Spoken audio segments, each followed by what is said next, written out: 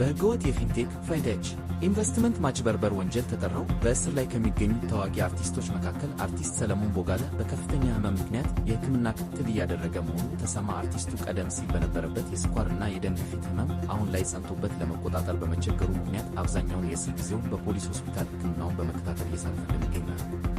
በሌላ በኩል ከዚሁ የፊንቴክ ኢንቨስትመንት ጋር በተያያዘ የመኪና ስጦታ ተቀብለው የነበሩት አርቲስት ይገረም ደጀኔ እና ካሊድ ናስር ላይ ተጥሎ የነበረው የቤተሰብ ጥየቃ እገዳ ዛሬ መነሳቱ ታውቋል። አርቲስቶቹ የተበረከተላቸው መኪና በወንጀል የተገኘ ሀብት በመሆኑ ለፖሊስ እንዲመልሱ ቢታዘዙ በተሰጠው ጊዜ ባለመመለሳቸው ምክንያት ቤተሰቦቻቸው በእስር ቤት እንደሚቆዩ ይህንን የእገዳ ውሳኔ ተከትሎ ሮብ ዕለት በነበረው የአርቲስቶቹ የፍርድ ቤት ቀጠሮ ላይ አርቲስት ይገረም እና ካሊድ ናስር ቤተሰቦቻቸውን እየጎበኟቸው እንዳልሆነ እና በማረሚያ ቤት የሚቀርብላቸውን ምግብ ለመመገብ እየተቸገሩ መሆኑ ለፍርድ ቤቱ በቅሬታ መልክ አቤት ብለው ነበር። ግለሰቦቹ ያቀረቡትን ይህንን አቤቱታ ተከትሎ ከትናንት ሐሙስ ጀምሮ የይገረም ደጀኔና የካሊድ ማረፊያ ቤቱ በመሄድ እስረኞቹን እንዲጠይቁ መፈቀዱን የቅርብ ምንጮች አረጋግጠዋል።